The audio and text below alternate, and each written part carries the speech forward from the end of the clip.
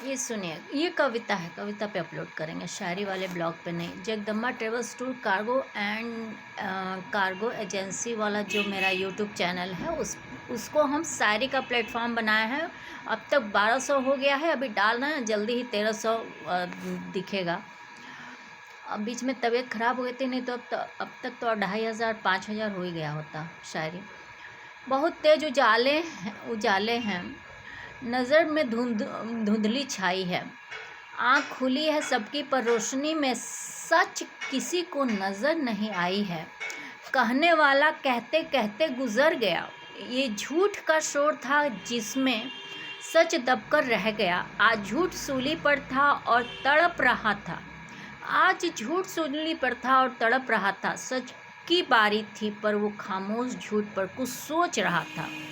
हम तो वहाँ से ये हर्ष देखकर उठकर चले आए दोस्तों, पर कोई पास खड़ा था जो अंतिम परिणाम को तक रहा था। कोई पास खड़ा था जो अंतिम परिणाम को तक रहा था।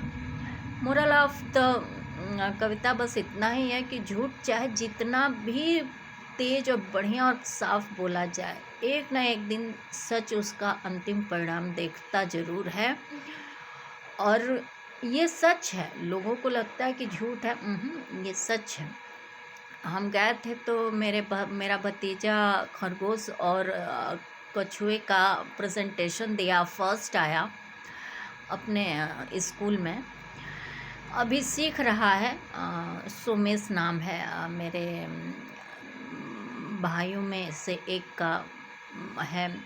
और हमको लग रहा है 22-23 साल बाद हमारे घर में जो बच्चा हुआ वो सुमेसी है।